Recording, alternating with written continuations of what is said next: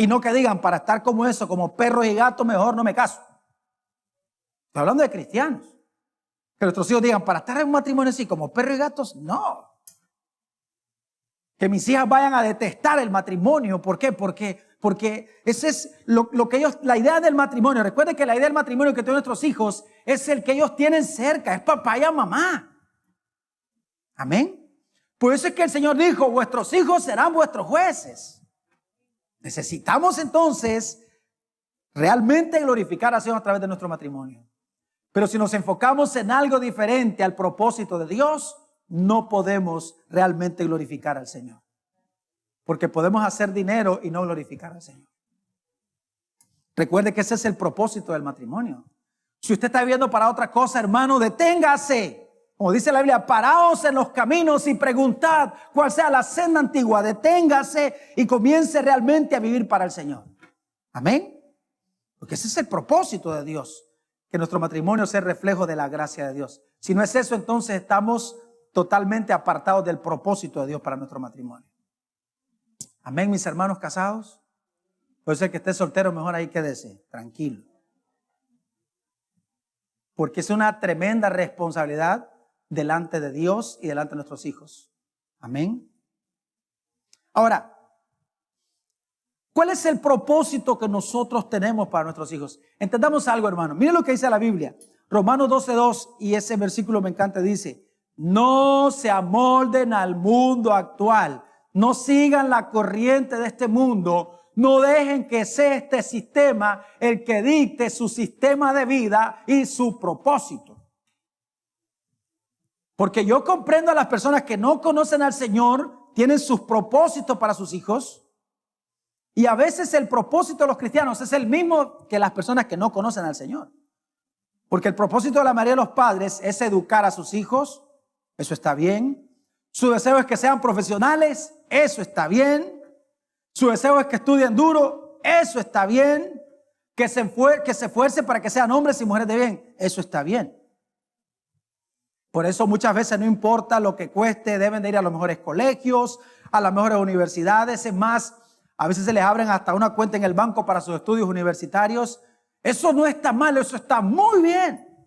Amén, está muy bien. El problema es que ese no es el deseo de Dios para nuestros hijos. Ese no es su propósito. El propósito de Dios es mayor. El propósito de Dios es más sublime que eso. Amén. Ya se quedaron callados. Oiga, Deuteronomio capítulo 6, versículo 4 al 9 dice: oye Israel, Jehová nuestro Dios, Jehová uno es. Y amarás a Jehová tu Dios de todo tu corazón y de toda tu alma y con todas tus fuerzas. Y estas palabras que yo te mando hoy estarán sobre tu corazón, y las repetirás a tus hijos, y hablarás de ellas estando en tu casa y andando por el camino y al acostarte y cuando te levantes, y las atarás como una señal en tu mano y estarán como frontal entre tus ojos, y las escribirás en los postes de tu casa y en tus puertas. Entonces entendemos que el propósito nuestro como padres, el propósito fundamental, principal, primordial, preeminente para nosotros, para nuestros hijos, es enseñarles a amar a nuestro Dios. Aló, lo vuelvo a repetir. El propósito fundamental de nosotros como padres es enseñarle a nuestros hijos a vivir para la gloria de Dios. Es ser padres y madres que honran al Señor con sus hijos. Y para que nuestros hijos puedan amar al Señor, necesitamos nosotros repetirles cada día la palabra del Señor. Necesitamos enseñarles la palabra y ser modelos de obediencia para nuestros hijos. Por eso es que en Deuteronomio el Señor dice: ¿quién diera que tuviesen tal corazón que obedecieran todos mis mandamientos todos los días de su vida, para que a ellos, a sus hijos, les vaya bien para siempre? O sea, fíjense que ¿qué quiere Dios? Que a mis hijos y a mí nos vaya bien para siempre. ¿Y sabe qué Dios ha hecho? Ha provisto su palabra para mí. Me ha dado sus mandamientos que son vida eterna para mí y para mis hijas. Y para mi esposa, para mi matrimonio. Pero yo debo de obedecer el mandamiento de Dios. Ya dije, no es malo, es que deben de hacerlo. Usted no tiene un chaval en la casa que no quiere ni estudiar ni trabajar. No, vagos no tenga en su casa usted. Amén. No pueden estar en la casa. Que vayan a trabajar, aunque sea de gratis. pero que vayan saliendo a trabajar. Hay que hacer algo con su vida. No hay que tener un hombre de 20, 22 años durmiendo hasta el mediodía ahí. ¿Qué es eso? Es un pecado suyo, hermano. Amén. Pero nuestro propósito sublime es enseñarle a nuestros hijos a amar al Señor. Y para eso necesitamos repetirles cada día la palabra del Señor y mostrarle a través de nuestra forma de vida la obediencia y el amor al Señor. Pero es increíble, hermanos, cuánto que muchas veces somos estrictos con las clases de nuestros hijos, con la escuela. Muchos padres invierten mucho tiempo ayudándoles a sus hijos con sus clases, con sus exámenes, y cuando salen mal, que se alisten porque les va, pero como en feria. Pero no dedican tiempo para hacer lo más importante, y es enseñarles la palabra de Dios. Entonces van a examen y entonces la mamá se preocupa. A veces hablo con algunas hermanas, es que no puedo llegar porque es que mi hija está llena de trabajo y entonces le estaba ayudando con su clase. ¿Eso está mal? No, eso es buenísimo. Gloria a Dios porque está haciendo eso, porque muy pocos padres hacemos eso. Pero la pregunta es, ¿y usted es tan diligente en enseñarle a su hija, a su hijo la palabra del Señor como le enseñan las cosas de este mundo? ¿Sabe cuál es la respuesta en la mayoría de los casos? No. Es increíble cómo hemos entregado la responsabilidad de enseñarle las escrituras de nuestros niños, hermanos, a los maestros del reino. La enseñanza espiritual de sus hijos no es responsabilidad de los maestros del reino. Amén. Es su responsabilidad. Los maestros están aquí. Obviamente nosotros aquí, los maestros saben que deben de enseñar la palabra de Dios a los hijos, a los niños. Pero imagínense, usted lo tiene todos los días y la Biblia dice que hay que repetir la palabra en la mañana, por la noche. Hay que estar constantemente enseñando la palabra a los hijos. No una vez a la semana. Imagínense traer a su niño el domingo y lo tienen 45 minutos, de los cuales 30 pasa molestando. La verdad, o sea, un niño no pone atención. No pone atención. Nosotros somos los responsables de la enseñanza espiritual, de discipular a nuestros hijos. Nosotros somos los responsables. Los maestros solo los tienen un ratito en la semana. Usted lo tiene la mayor parte del tiempo. Mira estos versículos, hermanos. Salmos 127:3 dice la Biblia, y 4. He aquí, herencia de Jehová son los hijos. Y mira lo que sigue diciendo. Cosa de alta estima el fruto del vientre.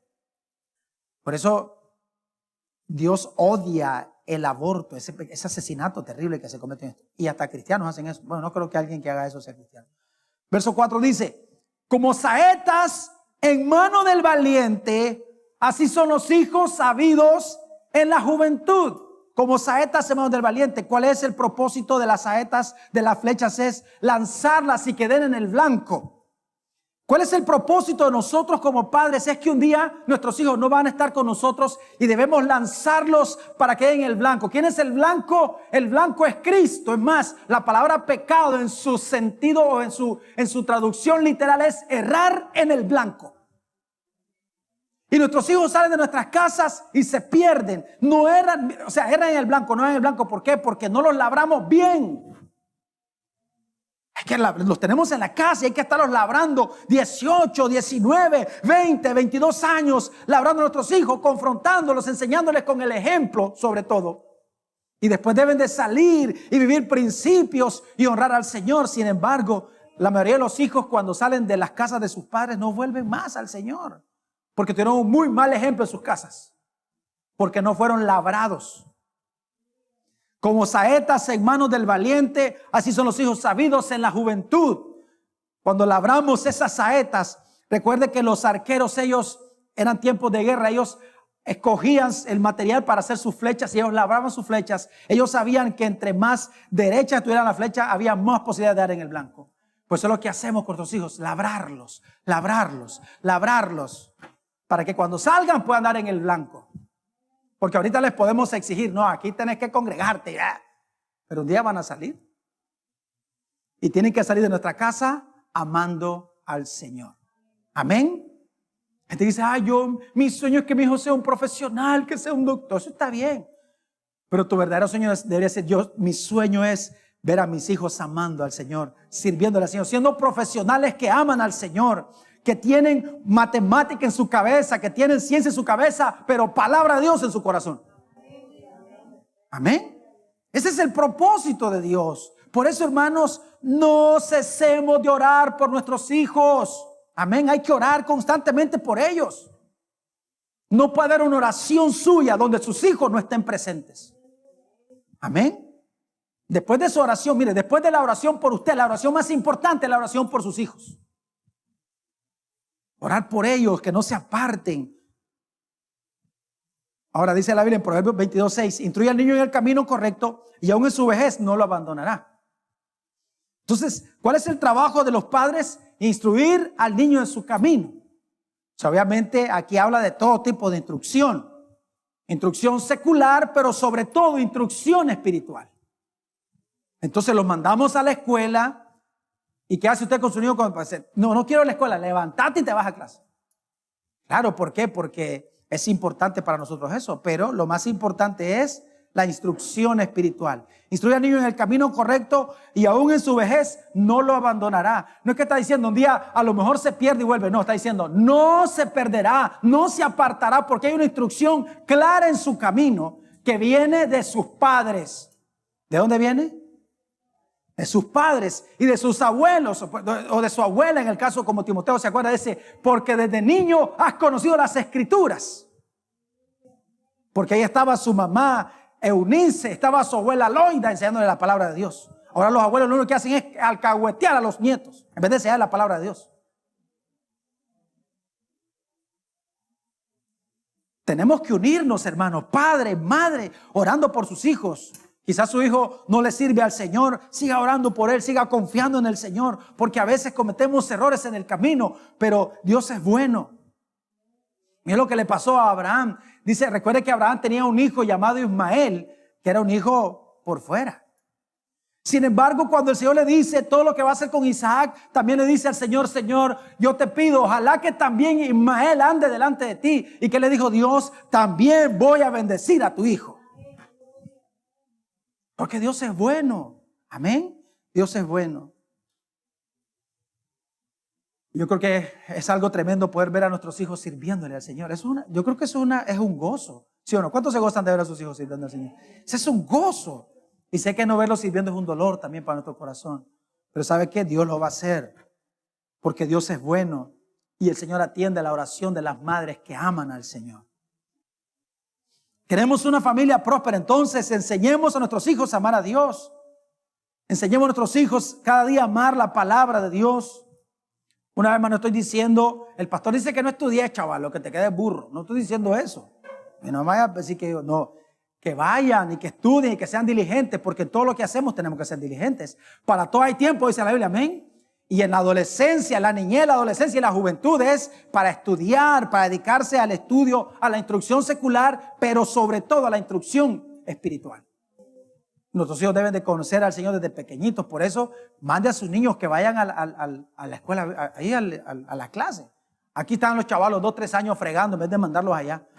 Es que no quiere. ¿Quién manda? ¿Usted? Algunos no molestan, pero igual mándenlos. Amén. Es por su bien le decimos todo esto. Dice 1 Corintios 3:19, porque la sabiduría de este mundo es insensatez para con Dios, pues escrito está, Él prende a los sabios en la astucia de ellos. Mire cómo comienza. Porque la sabiduría de este mundo es, ¿qué dice la Biblia? Es insensatez para con Dios. Santiago 3:15 dice, porque esta sabiduría no es la que desciende del cielo, sino terrenal, animal, diabólica. ¿Cómo es la sabiduría de este mundo? Animal y diabólica, hermanos. Es terrible. Y nosotros a veces, hermano. Entonces, la pregunta es, ¿cuál sabiduría es más importante para su hijo? ¿La sabiduría de este mundo terrenal, animal y diabólica o la sabiduría del cielo que desciende de lo alto? Usted decide, hermano. ¿Qué es lo más importante para usted? ¿Qué es lo más importante? Creo que lo más importante es que nuestros hijos puedan crecer amando al Señor. Mire, vemos por ejemplo el caso de Elí, cómo sus hijos se perdieron. No sé si usted ha leído la historia de un hombre llamado Judá. Dice que Judá tuvo 2 hijos. Uno se llamó, bueno, tuvo más hijos. Tuvo uno que se llamaba Er, otro que se llamaba Onán. Y dice la Biblia que este Er fue malo delante de Dios y Dios le quitó la vida. Es una cosa terrible. Y el Onán no fue mejor. Y después tenemos a Elías, sus hijos, que eran sacerdotes sin conocimiento de Dios, porque siendo Elí sumo sacerdote no les enseñaba el temor de Dios. Y lo peor que le pasó fue a Samuel. Los hijos de Samuel, dice la Biblia que cuando Samuel ya era viejo, el pueblo dijo: ya no queremos más jueces, queremos rey, porque vos ya estás viejo, le dijeron a Samuel, y tus hijos no son como vos, porque tus hijos se han corrompido también, porque ellos han recibido cohecho. Es triste eso, que Samuel había escuchado de parte de Dios el mensaje para Elí, todo lo que Dios iba a hacer con la casa de Elí, porque Elí honró más a sus hijos que a Dios. Por eso, ¿cuál es el deseo de Dios? Quien diera que tuviesen tal corazón, que me temieran todos los días de su vida, que guarden mis mandamientos todos los días de su vida, para que ellos, sus hijos, les vaya bien para siempre. ¿Cuántos quieren que les vaya bien? Claro que queremos eso, hermano. Amén. Ese es el propósito de Dios. Usted puede tener su propósito, pero ¿sabe qué? Si usted está viviendo de esa forma, deténgase y volvámonos al Señor. Siempre hay una oportunidad. Nuestro Dios es un Dios de nuevas oportunidades. Amén. Cada mañana renueva sus misericordias. Grande es su fidelidad. Amén, hermanos.